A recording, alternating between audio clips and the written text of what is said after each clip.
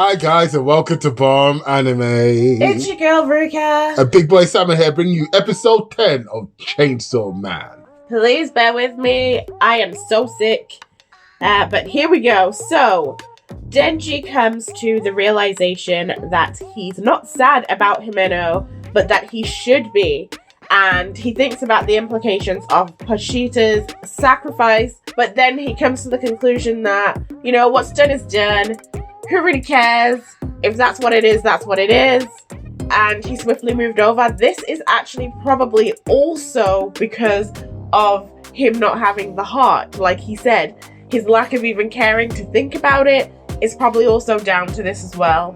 I thought you were going to try and relate this to your Makima theory about how she's got mind control powers and she's made Denji into some little hollow vassal that's just going to be a killing machine by the end of this training or something. I don't know. I was expecting that and instead it went normal, so I was like, oh, okay. Oh, for God's sake. Denji's lived a hard life, man. I mean, having some indifferences is normal, I think, based on what we know about how he grew up. He didn't have a lot of people around him. The only people who he did have around him were gangsters and people exploiting him and his father, and he made friends with the weird demon dog.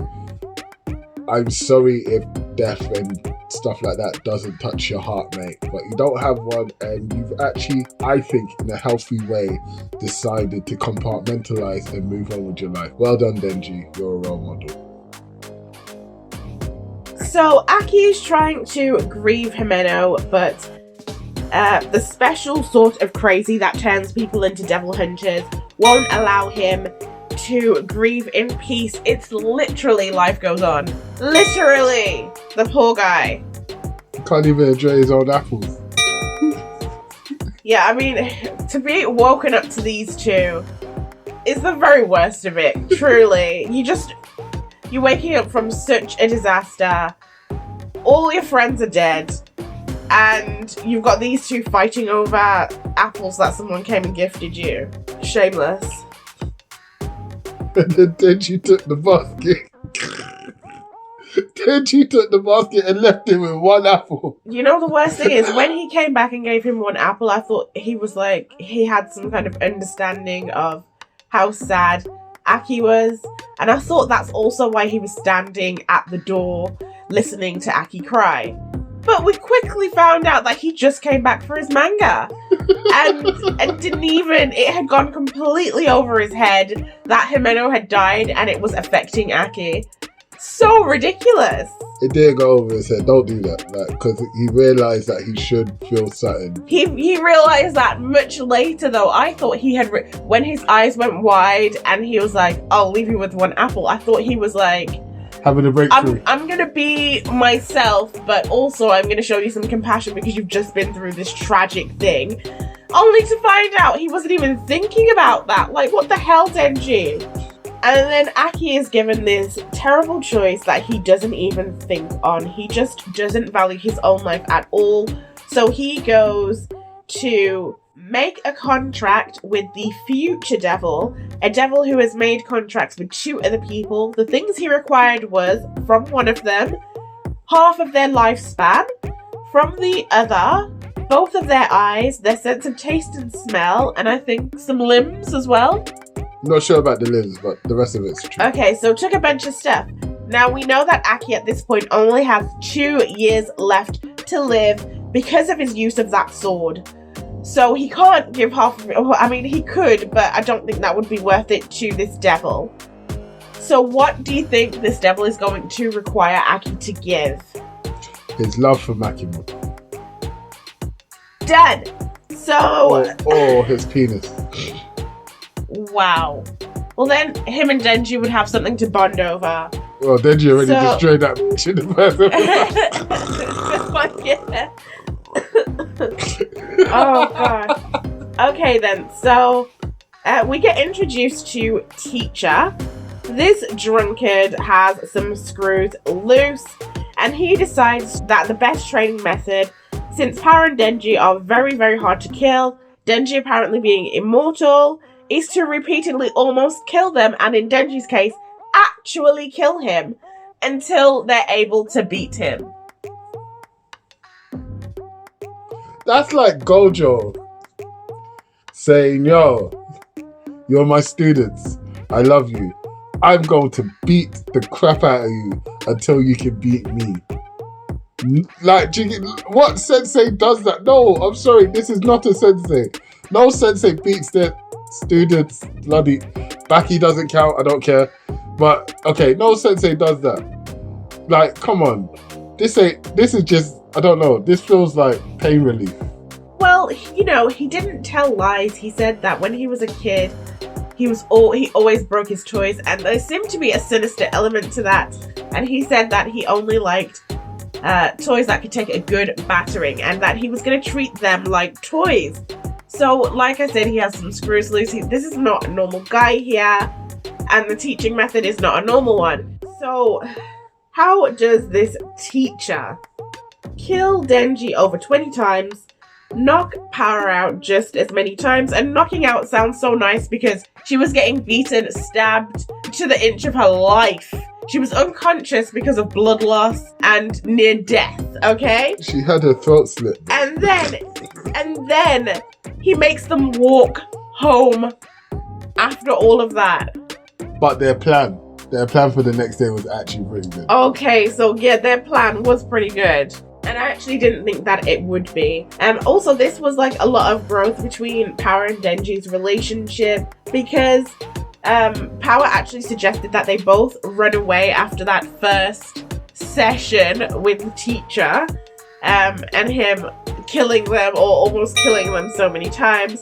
And usually she would have just said, let me run away with my cat. But she actually tried to put her brain to good use. They both came up with, I think it was a really good plan. The way that they tried to ambush him. Yeah, against a normal foe, it would have worked. This guy's just not normal, bro. And he's the one who gave us the phrase that you need to be a little bit crazy in order to be a devil hunter.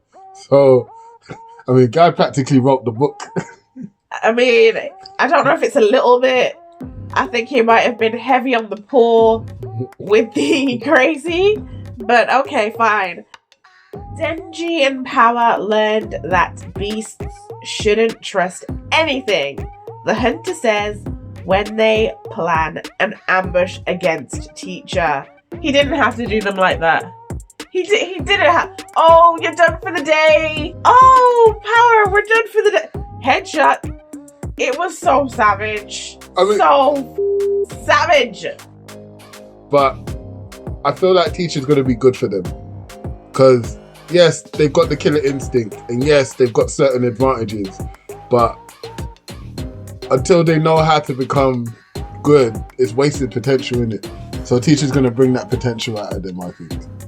And it was just like what we were discussing in the last episode when we were talking about his fight between him and Knife Face. And I was saying, like, you know, if he had thought a little bit more, he might have done a bit better. But then I was like, actually, he's very, very new to this. Not only is Denji very, very new to this, he's very young. And on top of that, he doesn't have, like, proper battle-hardened experience the way Knife Face does. He can die multiple times and then he can learn from the whole fight, it seems, almost instantaneously. So he just didn't have a chance against him. But with this guy, this human, who is a self-professed strongest devil hunter, and I believe him when he says this. I mean, strongest devil hunter, that if they can beat him, they'll be the strongest devils. So really, because of this tragedy that's happened to the special division, they are having to build it up from scratch, really just around Power and Denji, because everybody else is dead. Kabeni is alive, but she might be going private after come on, this who's gonna stay? She'll be crazy to stay. Everybody else has passed away. They're having to bring people from other divisions into this division to basically build it back up. They're gonna have to do something drastic. So although this teacher is like mad, wild, drunk, crazy, and probably shouldn't be working around anyone, he's just what they need. A ruthless devil hunter. Love it. So Aki is going to try and get a contract. Now, I know we spoke about him a little bit earlier, speculating as to what he's going to give up or whatnot. I mean, it'll be cool if he didn't have to give up nothing. But I want to talk about how he's processing the fact that he's lost Jimeno. He's got 2 years left. Now he has to go make a deal. And all of this for a gun demon that literally slaughtered his entire family. And Jimeno. The gun demon didn't do that. But he attributed it to it. He said, I haven't hunted down the good devil that killed my whole family and Jimeno. It's because of the good devil that she's dead. Maybe. But, okay, fair enough. I just feel like, bruv, does the author hate this character? Because it's kind of deep though still, like, entirely. And it might be a little bit because I've been reading this book where I'm pretty sure the author hates the character. But what else can go wrong for this dude, bruv? He's got a sword that's taking his life away. His old demon's not coming back. Like, what's going on? How do we help Aki? Do you know, that's not even really the question. To me, the question is, if they have this massive vault where they keep all devils that they do not kill, that means that they have any number of devils from high to low rank in this facility. Why on earth did they not allow Aki to make a contract with one of them before now? I mean, they know that one of his contracts takes life off of him. So why would you allow your asset to have like their life taken off them in this way? And if they were going to do that, why not hook him up with someone similar to the future devil who might take half of your lifespan and that's just it? And be able to, I'm guessing, see the future. Actually, yeah, let's speculate on that. So you're thinking that the future devil will let you see the future? I mean, what else is it going to do? I don't know. Maybe increase his lifespan slightly and then, you know, kind of go along with this. No, I don't see that happening. No, because it took half of one of the people's lifespan. Just to give it to another guy, maybe. I don't know. What is the future devil's power? Why didn't they save the eternity demon? Like, because that could have also been quite, you know, useful. No. Denji was on a there was no saving. There was no saving it. It didn't want to be saved. Here's my heart, please. I'm done. I tap out. No mass. I want to know what devils gain from these contracts. Because I don't believe it's just an exchange. They're asking for parts of bodies. Like sometimes one eye. It looked like, what's her name? Sawatori had like just a fingernail missing. Like, what are they actually gaining from these contracts? What does giving a part of your body or part of your life to this devil do? Because to me, taking away your lifespan makes more sense. Because it was like, okay, it's like an exchange, right? I take some of your lifespan and it adds on to mine. But what are they gaining from like a random body part when they can easily just murk a bunch of humans easily if they really wanted to? And also during the devil hunting, we've seen Khan say like, oh, is it cool if I eat this one? And they'll eat people during their work. So what are they gaining from taking a body part from these devil hunters? I don't actually know. Because like, I want to say, they're gaining the things that they're asking for. But like, some of these devils look grotesque anyway. Like, they don't need any more arms. They don't need any more. Like, as you said, lifespan does make sense. If I'm adding to my lifespan this, that, and the other, that's fine. Even if it was souls, and then somehow the soul gives them more strength or something, I would be more understanding, and it'll fit with the theme of being devils. Like, do you get what I mean? But honestly, I don't know. But I would like to know. Yeah, because I don't think it's the body part thing either. Because I mean, you saw Jimeno's ghost has like loads of hands, but yet took one eye. So bizarre.